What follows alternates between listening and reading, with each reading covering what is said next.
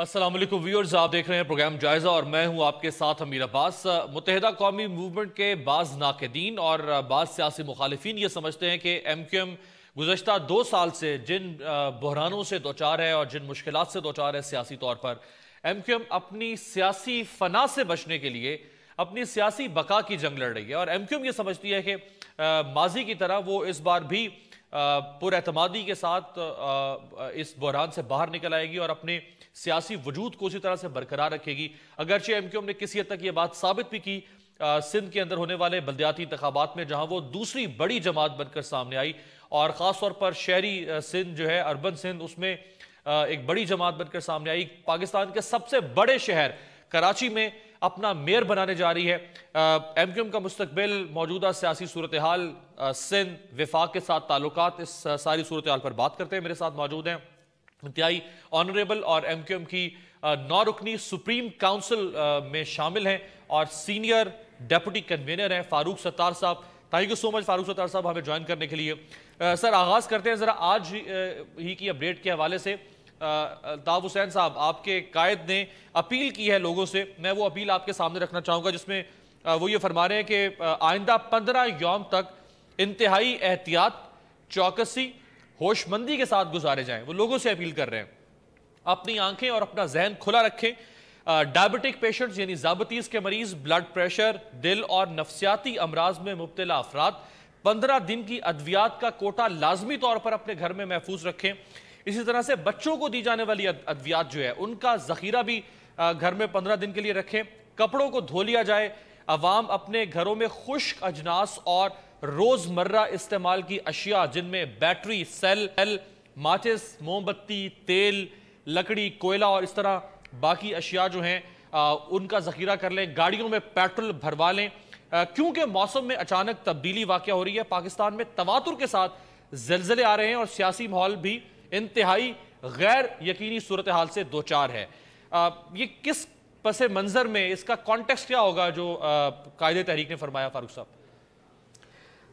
میں سب سے پہلے تو یہ کہوں گا امیر عباس کہ قائد تحریک محترم الطاف حسین بھائی مختلف وقتوں میں بہت ساری پیش بینی بھی کرتے ہیں یا پیش گوئی بھی کرتے ہیں، اور ان کی نگاہ بڑی دور رس ہے، بہت فار سائٹڈ ان کا ویژن ہے، ان کی بصیرت ہے، اور وہ پاکستان میں جو اس وقت ٹرینڈ چل رہا ہے اور پوری دنیا میں مختلف چیلنجز ہیں، جس میں گلوبل وارمنگ بھی ہے، موسموں کی تبدیلیاں ہو رہی ہیں، اور اس سے پاکستان پر پڑنے والے کیا اثرات رونما پذیر ہو سکتے ہیں، اور کبھی پاکستان میں اب زلزلے آ رہے ہیں اور کبھی سیلاب آ رہے ہیں، اور پھر کئی علاقوں میں قحط کا سامنا ہے، اور تھر کی صورتحال تو مستقل ہمارے سامنے ہے، یہ تو آپ کے علم میں ہے۔ اور پھر پاکستان کی جو سیاسی صورتحال ہے اس میں ہمارے حکمرانوں کی اور جو منتخب حکومت کے اکابرین ہیں ان کی بے حسی کو اگر آپ سامنے رکھیں، اور وہ جس طرح سے ایک مخصوص طبقے کے مفادات کی سیاست کر رہے ہیں، کوئی بھی منصوبہ اٹھا کر دیکھ لیں، سی پیک ہو یا جو ہے وہ کوئی ماس ٹرانزٹ کا منصوبہ ہو، اور اسی طریقے سے کوئی اور ان کا منصوبہ ہو، جیسا کہ پرائیویٹائزیشن کی جب بات ہوتی ہے تو ان کے ساری پالیسی اور ایکشنز کے پیچھے ایک ویسٹڈ انٹرسٹ نظر آتا ہے، ایک گروہی مفاد نظر آتا ہے۔ اس کی وجہ سے ملک میں بہت بے چینی ہے، کوئی کام ایسا نہیں ہو رہا جو انکلوزیو ہو، جہاں مشاورت ہو، جہاں قومی کوئی پالیسی ہو، قومی مفاد میں کام ہو رہا ہو۔ تو اگر ہم یہ ساری باتیں دیکھیں، باچا خان یونیورسٹی میں جب حملہ ہوا تو وزیر اعظم صاحب کو اپنا سوئٹزرلینڈ کا غالباً دورہ تھا، وہ مؤخر کرنا چاہیے تھا، نہ صرف وہ وہاں چلے گئے بلکہ ہم یہ سوچ رہے تھے کہ ان کو جب اطلاع ملے گی کہ اب زخمی بھی شہید ہو رہے ہیں اور کفن پہن رہے ہیں، شاید وہ واپس آئیں، اور واپس آنے کے بعد سیدھا چارسدہ اور پشاور جائیں، لیکن وہ تو واپسی پر انگلینڈ چلے گئے، اور انگلینڈ جانے کے بعد یو کے میں 1 ہفتے تک انہوں نے آرام کیا ذاتی مصروفیات تھیں، کچھ سرکاری نجی مصروفیات تھیں۔ میں سمجھتا ہوں یہ جو اوور آل بے حسی نظر آ رہی ہے، پھر یہ جو تیل کی قیمتوں میں کمی کا فائدہ عوام کو نہیں دیا جا رہا، تو ایسا محسوس ہوتا ہے کہ بہت زیادہ یہ بے چینی، اضطراب، اس کے نتیجے میں پاکستان میں جو اگر ہے یہاں وہ پہ آپ کو اگر قطع کلامی کی معذرت، آپ نے شاید فرمایا ہے کہ نواز لیگ ملک کو میرا سلطان کی طرح چلا رہی ہے۔ جی، میں نے تو کل اپنی اسمبلی کی تقریر میں یہ کہا کہ یہ آمرانہ انداز ہے، یہ بادشاہت ہے، یہ جمہوریت نہیں ہے، کیونکہ آپ اپنے فیصلوں میں اپنی کابینہ کو بائی پاس کرتے ہیں، جو آپ کے اپنے منتخب وزراء کی کابینہ ہے، جو کہ قومی اسمبلی اور سینٹ کے اراکین ہیں۔ اسی طریقے سے ای سی سی اور economic coordination committee of cabinet, آپ اس کو بائی پاس کرتے ہیں، اور سی سی آئی کی میٹنگ ہی نہیں بلا رہے سر۔ جی دیکھیں، council of C C common I کی انٹرسٹ میٹنگ ہی نہیں بلا رہے، بھلا ہی نہیں رہے، نہ کاؤنسل آف کامن انٹرسٹ کی میٹنگ ہوتی ہے، سی سی آئی کی میٹنگ ہوتی ہے باقاعدگی کے ساتھ، نہ میں سمجھتا ہوں کہ کابینہ کی میٹنگز ریگولرلی ہو رہی ہیں۔ تو اس کا مطلب ہے کہ چند افراد جو ہیں وہ اس وقت پورے ملک اور ملک کے عوام کی تقدیر کا فیصلہ کر رہے ہیں۔ جو سٹیک ہولڈرز ہیں کسی شعبے کے، اگر اس کا فیصلہ کیا جا رہا ہے، ان سے کوئی مشاورت نہیں ہے۔ نیشنل ایکشن پلان پر عمل درآمد کی جب بات آتی ہے تو ایک سال میں اس پر کیا عمل درآمد ہوا، اس کا الٹا نتیجہ یہ نکلا ہے کہ ملک کی تمام جامعات کے اطراف میں اب ہمیں رینجرز کھڑی ہوئی نظر آتی ہے۔ اگر آرمی پبلک اسکول میں حملہ ہوا تھا، پھر پوری قوم نے، سیاسی جماعتوں نے مینڈیٹ دیا، نیشنل ایکشن پلان ہم نے منظور کرایا، اب ہمارا یہ استحقاق بنتا ہے کہ ہم کٹہرے میں کھڑا کریں نواز شریف صاحب کو، چودھری نثار کو، اور ان سے یہ سوال کریں کہ اب رینجرز کیوں جامعات کے اطراف میں جا رہی ہے۔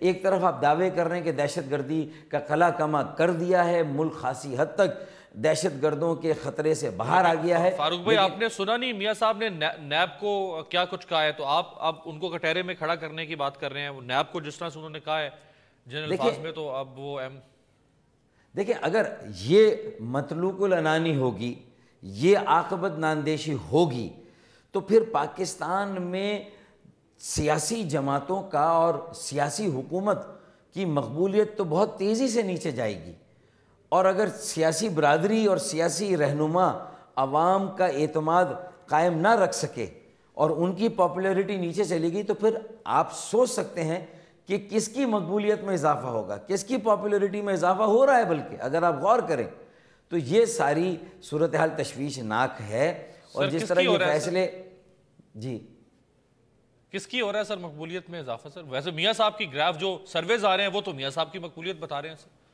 دیکھیں، میاں صاحب کی مقبولیت، اگر وہ میٹرو جو ہے وہ بسیں ان کا نظام لا رہے ہیں تو پنجاب میں لا رہے ہیں۔ تھر کے لوگوں کو بنیادی صحت کی سہولتیں اور دوائیاں چاہیے، اچھے ڈاکٹرز چاہیے۔ میاں صاحب ایک مرتبہ 2 ٹرک لے گئے، پنجاب کی حکومت نے 4 ٹرک بھیج دیے، یہ مسئلے کا حل نہیں ہے۔ وہ پاکستانی ہے، وہ انسان ہے میری اور آپ کی طرح کے، جس طرح میں سانس لیتا ہوں آپ لیتے ہیں، جس طرح میری ضرورت ہے ان کی بھی وہی ضرورت ہے۔ ان کو بھی سمجھا جائے، اربوں روپے اپنی مرضی سے خرچ ہو رہا ہے، 480 ارب روپے کا جو انہوں نے سرکولر ڈیٹ، تو یہ ساری باتیں بتا رہی ہیں کہ آل از ناٹ ویل، سب کچھ اچھا نہیں ہے۔ تو اس لیے ان کو پورے پاکستان کو ایک اکائی سمجھنا ہوگا، انہیں اس طرح ایک مختصر اگر آپ بتائیں، پھر میں بریک پہ جاؤں گا۔ فاروق بھائی، وہی واپس آپ کے قائد نے جو لوگوں سے اپیل کی ہے، اس میں وہ یہ فرما رہے ہیں کہ آنے والے جو 15 روز ہیں وہ انتہائی اہم ہو سکتے ہیں، اور خاص طور پر انہوں نے کہا کہ چونکہ ملک کی سیاسی صورتحال جو ہے وہ بہت تشویشناک ہے، اس کی حالت بہت پتلی لگ رہی ہے قائد تحریک کو، تو یہ آنے والے 15 روز میں کیا ہو سکتا ہے خدا نخواستہ؟ اب میں یہ سمجھتا ہوں کہ الطاف بھائی نے یہ بات اس لیے کہی ہے کہ یہ ایک ویک اپ کال ہے ہمارے جو منتخب سیاسی حکومت کے اکابرین ہیں، چاہے صوبوں میں ہیں چاہے مرکز میں ہیں، کہ اگر انہوں نے اسی طرح کی بے حسی کا، لا تعلقی کا، مجرمانہ غفلت کا مظاہرہ کیا، جو ریگولیٹری اتھارٹیز ہیں ان کو عضو معطل بنا دیا، بے اثر بنا دیا، جو فیصلے اوگرا کو کرنے ہیں، جب تیل کی قیمتیں بڑھتی ہیں تو اوگرا قیمت بڑھاتی ہے، جب کم ہوتی ہے تو اوگرا کے جو ہے وہ ہاتھ پیر کانپتے ہیں کم کرتے ہوئے، کیونکہ حکومت کا حکم ہے کہ کم نہیں کرنا، فکس سیلز ٹیکس لگا دیا، آئین قانون کی دھجیاں اڑا کر ایس آر او کا کلچر پھر متعارف کرا دیا۔ تو یہ میرا سلطان ڈرامہ ہو رہا ہے، واقعتاً پاکستان میں سٹیج لگا ہوا ہے اور اشرفیاں بانٹی جا رہی ہیں، بندر بانٹ ہو رہی ہے سرکاری وسائل کی، سرکاری خزانے کی، جو ترجیحات ہیں وہ قومی نہیں ہیں۔ یہ تو آپ پوری چارج شیٹ لگا رہے ہیں، فرد جرم لگا رہے ہیں آپ حکومت کے خلاف فاروق صاحب۔ دیکھیں جب میں نے کل اسمبلی میں ہم نے جب یہ بات کی، الطاف بھائی کی طرف سے یہ وارننگ دی، جو آج انہوں نے اور زیادہ اس کو واضح کر دیا کہ یہ 15 روز اہم ہیں، تو یہ الطاف بھائی ہی سمجھ سکتے ہیں، جان سکتے ہیں کہ اس 15 روز میں کیا خطرہ ہے، کس بات کا خطرہ ہے۔ تو جو خطرات آپ ہیں، وہ کہہ رہے ہیں، پہلے آپ نے کہا کہ ان کا چونکہ بہت دور رسم وہ دیکھتے ہیں، یعنی نگاہ بلند سخن دل نواز، تو ان کے سخن پر تو پابندی لگی ہوئی ہے، نگاہ بلند جو ہے وہ ان کے سخن پر تو پابندی لگی ہوئی ہے، لیکن نگاہ جو ہے وہ ان کی بلند ہو سکتی ہے آپ کے بقول۔ دیکھیں انہوں نے کہا پاکستان میں طالبانائزیشن ہو رہی ہے، اور کراچی کی طالبانائزیشن نومبر 2008 سے وہ کہہ رہے تھے، لوگوں نے مان کر نہیں دیا، ہمارا مذاق اڑایا، لیکن بالآخر پھر قانون نافذ کرنے والے اداروں نے بھی کہا، اور اب تو آئی ایس پی آر کے جو ڈائریکٹر جنرل ہیں لیفٹیننٹ جنرل عاصم باجوہ صاحب نے کہا کہ کراچی میں گٹھ جوڑ ہے لشکر جھنگوی کا، تحریک طالبان پاکستان کا، اور اس کے ساتھ ساتھ بر صغیر القاعدہ کا۔ ہم تو ماننے کے لیے تیار نہیں تھے ان کے پریزنس ہے۔ چودھری نثار صاحب نے کل بھی جو پریس کانفرنس میں کہا کہ میں اس داعش کی طرف آنا چاہوں گا، آپ نے بھی داعش کے حوالے سے بات کی، اور چودھری نثار صاحب داعش کے حوالے سے اپنے بیان کو جس کے مطابق ان کے مطابق اس کو شاید کسی اور انداز میں پیش کیا گیا میڈیا پہ، اور اس کی دوبارہ انہوں نے وضاحت کی، اس پہ ذرا بات کرتے ہیں۔ ایک شارٹ بریک سے واپس آتے ہیں۔ فاروق ستار صاحب ہمارے ساتھ موجود ہیں۔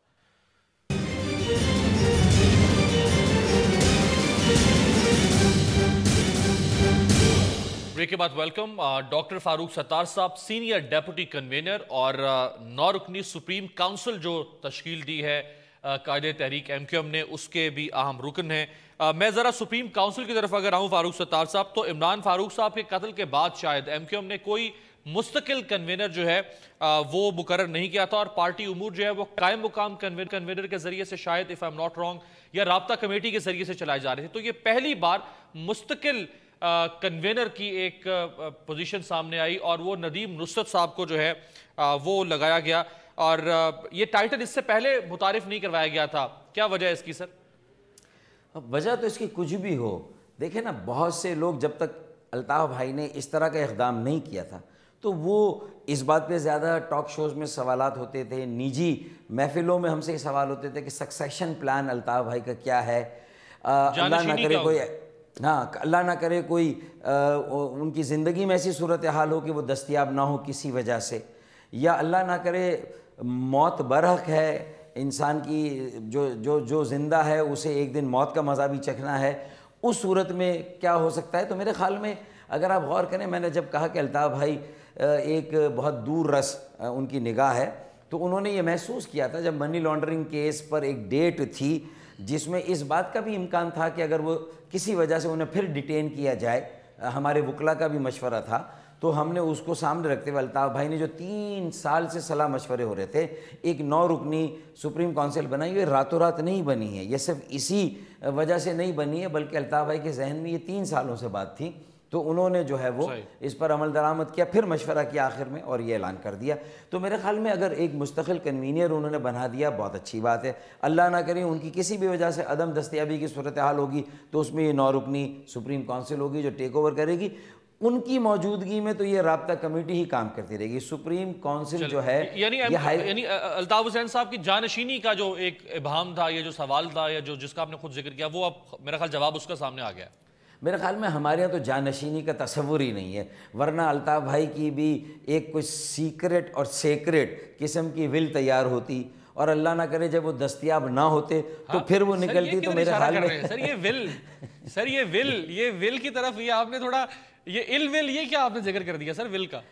دیکھیں میں یہ کہتا ہوں کہ لوگ جن جماعتوں کو سمجھتے ہیں کہ یہ بہت جمہوری ہیں، جمہوریت پسند ہیں، جمہوریت کی تسبیح پڑھتے ہوئے نہیں تھکتی ہیں، ان کے جو جمہوری طریقے ہیں وہ آپ کے سامنے ہیں، وہ بدترین آمریت کو بھی شرما دیتے ہیں۔ میں سمجھتا ہوں پاکستان میں اس مائنڈ سیٹ کو چینج کرنا چاہیے جو ہمیں ہر مسئلے کی جڑ ہمیں سمجھتا ہے. اصل میں ہم مسئلے کا حل ہیں, ہم پارٹ آف سلوشن ہیں. آپ ہمیں پارٹ آف پرابلم لے لیں لیکن ہر مسئلے کی کا جڑ, ہر مسئلے کی ذمہ داری ہم پر نہ ڈالیں.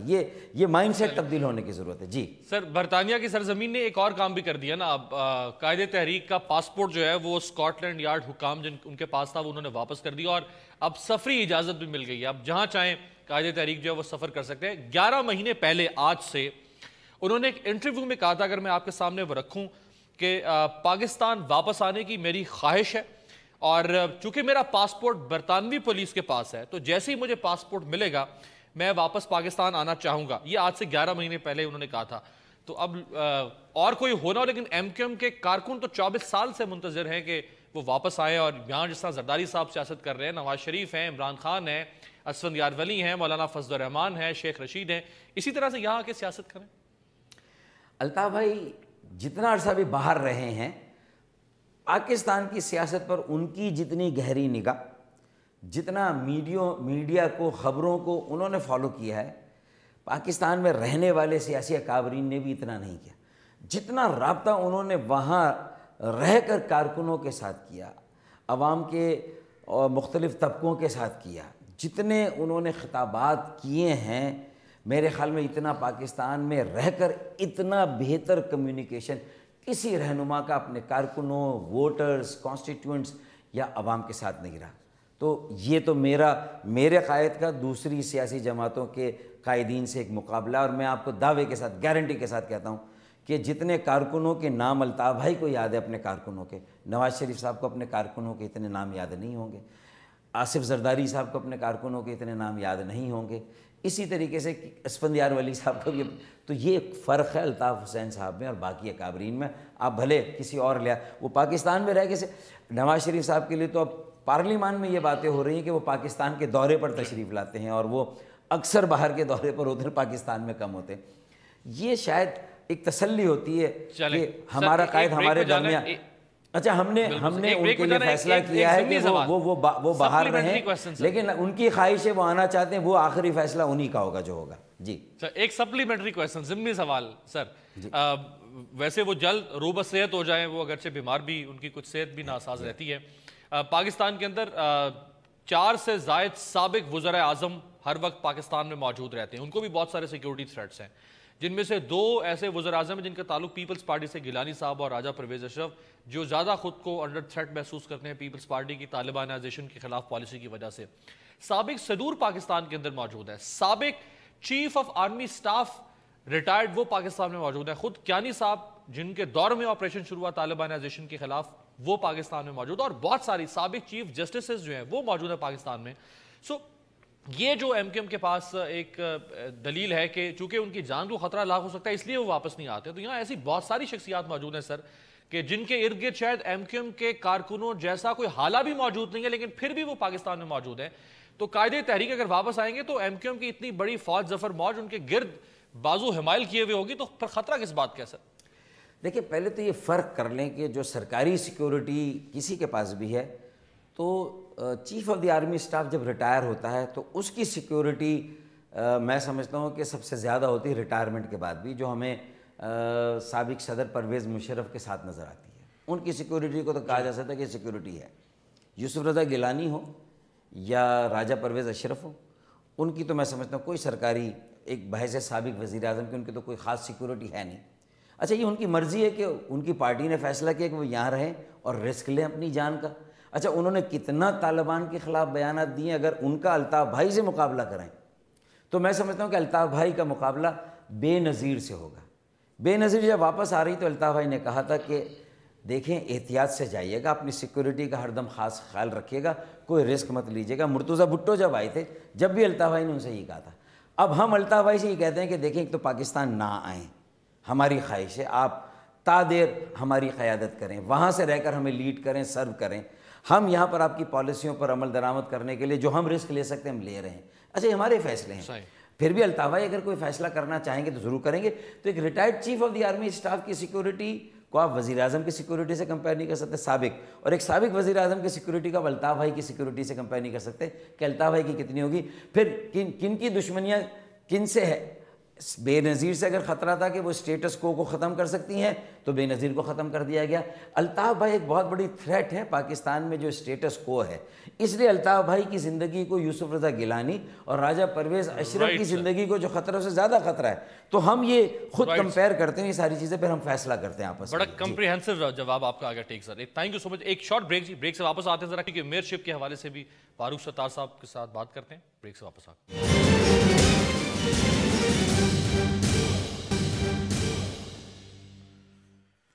بریک کے بعد welcome. Senior deputy convener doctor Farooq Sattar صاحب ہمارے ساتھ موجود ہیں. فاروق ستار صاحب، اگرچہ نامزد ہوئے وسیم اختر صاحب کراچی کی میئر کے لیے، لیکن ایم کیو ایم کے اندر بعض حلقوں کو شاید تشویش تھی اور کچھ لوگوں کی یہ رائے تھی، آئی ڈونٹ نو وہ رائے کتنی اوپر تک جا سکی ایم کیو ایم کے اندر، کہ کسی نئے چہرے کو اور کسی نوجوان چہرے کو سامنے لایا جائے جس سے نہ صرف ایم کیو ایم کی ساکھ بہتر ہوگی ایک نئے چہرے سے، بلکہ زیادہ انرجی کے ساتھ کام ہو سکے گا، جیسے مصطفیٰ کمال صاحب نے کیا، اور جیسے آپ خود جب کراچی کی میئر بنے تھے اور آپ خود ایک نوجوان تھے، تو اس طرح کی کوئی شخصیت سامنے آنی چاہیے تھی. کوئی بات ہوئی اس بارے میں سر؟ ایم کیو میں ایک صلاح مشورے کا عمل ہے، اور ظاہر ہے کہ میئر کا آفس بہت امپورٹنٹ ہے اور بہت اہم ہے.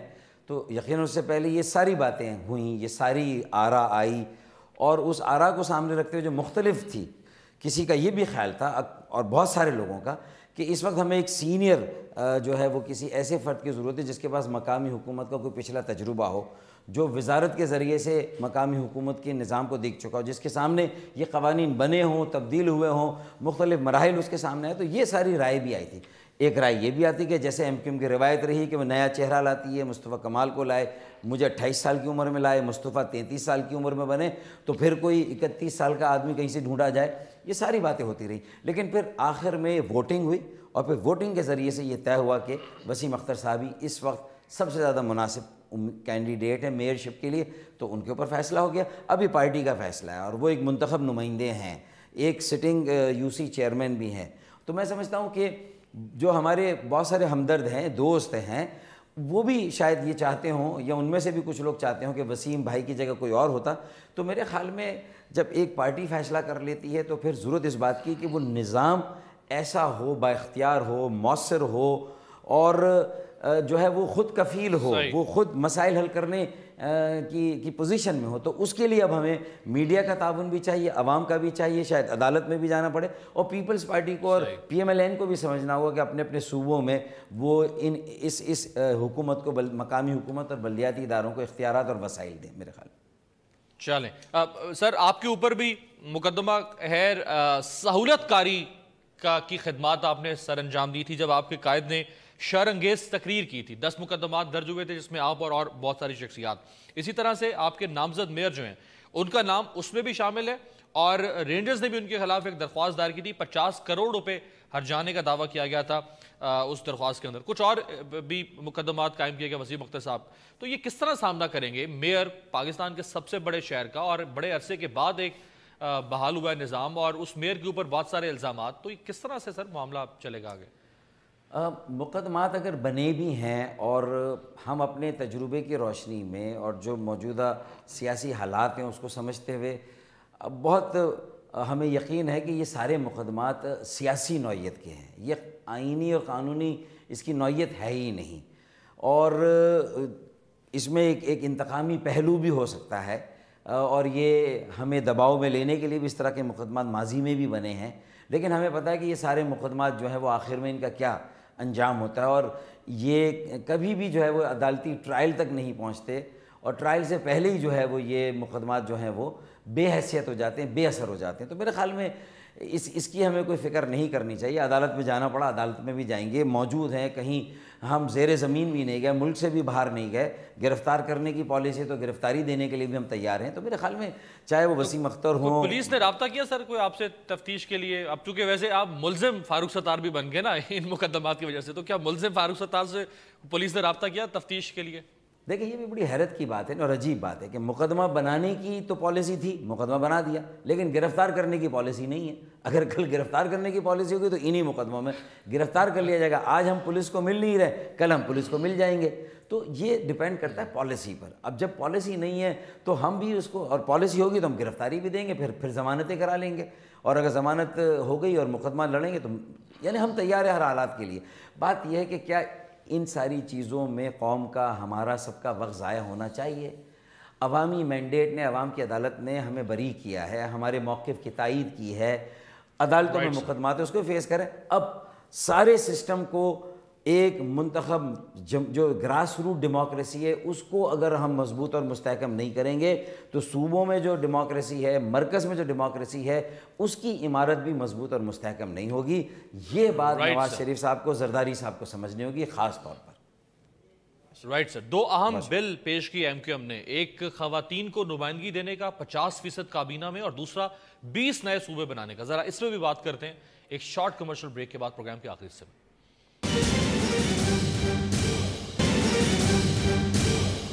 بریک کے بعد ویلکم پروگرام کے آخری حصے میں ڈاکٹر فاروق ستار صاحب۔ فاروق ستار صاحب، ایم کیو ایم نے قومی اسمبلی میں ایک بل موو کیا خواتین کو کابینہ میں 50% نمائندگی دینے کا، اور دوسرا ایک اور اس سے بھی اہم بل کہ 20 صوبے بنائے جائیں پاکستان کے اندر۔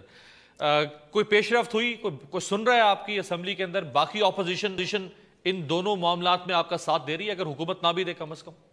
پہلے میں یہ واضح کر دوں کہ ان میں ایک بل ہے اور ایک ابھی صرف قرارداد ہے، لیکن صوبوں کے قیام، صوبوں والی قرارداد ہے، ہاں صوبے والی قرارداد ہے، اور صوبوں کے قیام کا بل اس سے پہلے ہم جو ہے وہ چاہے وہ قبائلی علاقوں میں صوبہ بننا چاہیے، ہزارہ ڈویژن صوبہ بننا چاہیے، سرائیکی علاقوں یا جنوبی پنجاب میں حیدرآباد سے بھی لے کر آئے تھے شاید ایک یا ایک سے زائد، جی ہاں ہم لوگ اس زمانے میں پوری ہماری 25 کے 25 اراکین نے وہ بل جمع کرایا تھا۔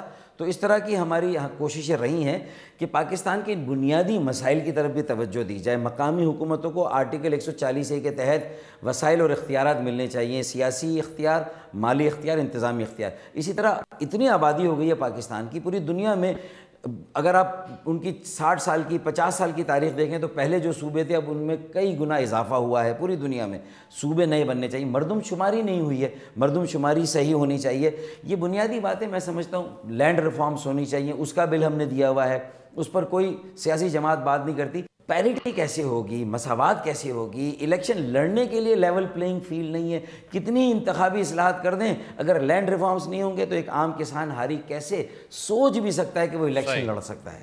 تو یہ ساری وہ باتیں ہیں جو یقیناً اب پاکستان کے عوام کو سمجھ آ رہی کہ اصل تبدیلی کا ایجنٹ ایم کیو ایم ہے، کیونکہ وہ بنیادی جو پاکستان کی بیماریاں ہیں اس کا ٹریٹمنٹ چاہتی ہے، اور اس کے ٹریٹمنٹ کے لیے اس کے پاس ایک حل ہے، دوائی ہے ہمارے پاس اس کی۔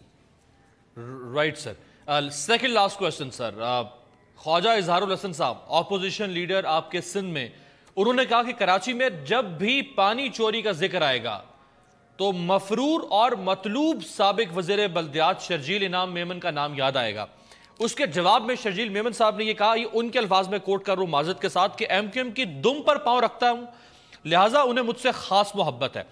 خواجہ اظہار کو مجھ سے اس لیے تکلیف ہے کہ ایم کیو ایم کے رہنماؤں کی جانب سے کیے گئے غیر قانونی قبضے ختم کروائے۔ پہلا الزام، شہر میں پارکس پر قبضہ تھا وہ، اور شادی ہالز بنائے گئے غیر قانونی طور پر ایم کیو ایم کی جانب سے، وہ خالی کروائے۔ دوسرا الزام، انیس قائم خانی اور حماد صدیقی سمیت رابطہ کمیٹی کے دیگر اراکین کئی برس سے تنخواہیں لے رہے تھے، انہیں نوکریوں سے برطرف کیا۔ تیسرا الزام، چائنا کٹنگ میں ملوث ہے ایم کیو ایم سر۔ چوتھا الزام، اور کے ایم سی اور واٹر بورڈ کے 75,000 ملازم رجسٹرڈ کیے، ہزاروں گھوش ملازمین فارغ کیے۔ یہ یعنی اس سب کو انہوں نے دم کا ایم کیو ایم کی، اس کے اوپر وہ کہتے ہیں جب پاؤں رکھتا ہوں تو پھر ایم کیو ایم چیختی ہے۔ ملک سے ہمارے رہنما الزامات لگنے کے بعد جو ہے وہ ملک سے نہیں گئے۔ شرجیل میمن ان پہ جب الزامات لگنا شروع ہوئے تو اس کے فوری بعد وہ دم دبا کر بھاگے، یہاں سے گئے۔ تو میرے خیال میں جو دم دبا کر بھاگا ہے وہ اپنی دم کو ہی دبا کر بھاگا نا، وہ ساتھ لے گیا۔ تو میرے خیال میں ایسی بات انہیں نہیں کرنی چاہیے، ایم کیو ایم کے اوپر جو بھی الزام ویسے یہ سیاسی ماحول میں دم کا بڑا ذکر ہو رہا ہے، ایم کیو ایم اور پیپلز پارٹی میں بھی دم اور پیپلز پارٹی اور پی ایم ایل این میں بھی دم اور دم چل رہی ہے سر، یہ دم میں بہت دم آ گیا ہے۔ اب آپ یہ بتائیے کہ دم دبا کر کون بھاگا ہے پاکستان سے، کون مقدمات کا سامنا کرنے کے لیے یہاں پر موجود نہیں ہے؟ قائد تحریک بھی پاکستان سے جب باہر گئے تھے تو ایک مقدمہ ان کے اوپر نہیں تھا، اللہ کے فضل و کرم سے ان کے باہر کے قیام کے دوران ضرور مقدمات بنے ہیں۔ شرجیل میمن صاحب پر الزامات ان کی یہاں موجودگی میں لگے ہیں، انہیں چاہیے تھا کہ اب جب یہ موقع آیا تھا اور جب ہم پر لگے تو ہم یہاں موجود ہیں، تو جس طرح ہم یہاں موجود ہیں، وسیم اختر صاحب یہاں پر موجود ہیں، شرجیل میمن صاحب کو بھی یہاں پر موجود ہونا چاہیے تھا۔ پہلی بات تو یہ۔ اچھا، اب یعنی اس سے فرق ظاہر ہو جائے گا کہ ان کی بات میں کتنا وزن ہے اور ہماری بات میں کتنا وزن ہے۔ اب بات یہ آ گئی چائنا کٹنگ ہو، اس کے لیے تو الطاف بھائی نے اپنی پوری رابطہ کمیٹی کو تبدیل کر دیا، اور کسی بھی ایسے الزام میں کسی کو بھی گرفتار کیا جائے گا، ایم کیو ایم گرفتاری اور چھاپے کے کبھی خلاف نہیں ہے۔ ہاں، بہیمانہ تشدد نہیں ہونا چاہیے، انسانی حقوق کی پامالی نہ ہو، عدالتوں میں چالان پیش کیا جائے، عدالتوں میں پیش کیا جائے گرفتاری کے فوراً بعد، ان کے اوپر جو الزام ہو اس کو ظاہر کیا جائے، اور پھر 90 دن کا یا 15 دن کا جو ریمانڈ لینا ہے وہ لیا جائے۔ ہم بالکل قانون کی بات کریں، اور کوئی ماورائے عدالت قتل نہ ہو، کوئی جبری گمشدگی نہ ہو، ڈیو پروسیس آف لا ہو۔ شرجیل میمن نہیں کہہ رہے، وہ تو ان کی پارٹی تو کہہ رہی رینجرز کے اختیارات سلیکٹیو ہوں، یعنی کہ قائم علی شاہ صاحب سے پوچھا جائے مخصوص گرفتاریوں کے لیے۔ تو یہ اگر مگر جو کرتا ہے، جو بگلے جھانکنے لگتا ہے جب اس طرح کا وقت آتا ہے، تو اس سے لگتا ہے دال میں کچھ کالا ہے، وہ خود اپنے آپ کو مشکوک بناتے ہیں ملک سے اس طرح دم دبا کر بھاگ کر۔ یہ ساری صورتحال ہے۔ چائنا کٹنگ کی تو ٹوٹل سائز بھی اگر آپ لے لیں گے نا، جو بندربانٹ زمینوں کی صوبائی پیپلز پارٹی کی صوبائی حکومت اور وزراء نے کی ہے، جو منصوبوں پر کمیشن لیے ہیں، میں اس کی اگر مثالیں دینے جاؤں تو ایک پورا پروگرام، 2-3 پروگرام آپ کو اس کے اوپر کرنے پڑیں گے، اتنا زیادہ ہے، اربوں روپے۔ وہ بھی کم تو نہیں پڑ جائیں گے سر؟ جی وہ بھی کم تو نہیں پڑ جائیں گے سر؟ دیکھیں، اب یہ تو خدا جانے اور اندر سے کیا کچھ نکلتا ہے، لیکن دیکھیں نا، یہ وہ کہتے ہیں کہ رینجرز نہ کرے کرپشن کے خلاف، نیب کرے، نیب نہ کرے اس کے ساتھ ایف آئی اے کا ادارہ کریں، کسی ایک ادارے کو تو دیکھیں، جب امن قائم نہیں کیا قائم علی شاہ صاحب نے، ہمارے لاکھ تعاون کے باوجود تو ہمیں مطالبہ کرنا پڑا فوج کا، اور رینجرز آئے اور رینجرز نے کیا، ٹھیک ہے نا۔ اب کرپشن کے لیے بھی اگر یہ خود کچھ نہیں کریں گے تو کسی نہ کسی کو تو آنا ہوگا، تو اس سے پہلے کہ کوئی اور آئے، آپ خود کرپشن کو لگام دیں اور جو ہوئی ہے اس کا حساب کتاب لیں آپ، چاہے وہ آپ کے اپنے لوگ ہوں۔ یہی پنچنگ لائن، اسی پہ میں کلوزنگ کرنا چاہوں گا۔ یہ جو آپ نے زبردست بات کی کہ اگر خود سے جمہوری ادارے کام کرنا شروع کریں، ڈیلیور کرنا شروع کریں، جس طرح فاروق صاحب نے کہا، جس طرف اشارہ کیا، تو پھر کسی اور کے لیے ویکیوم، خلا پیدا نہیں ہوتا، اور اس خلا کو پر کرنے کے لیے کوئی ایسی قوت، کوئی ایسی طاقت سامنے نہیں آتی جو بعد میں پھر انہی سیاستدان بری لگنے لگتی ہے، چبھنے لگتی ہے۔ تھینک یو سو مچ فاروق ستار صاحب، آپ سے ملاقات ہوگی پیر کے روز، دیکھتے رہیے گا جائزہ۔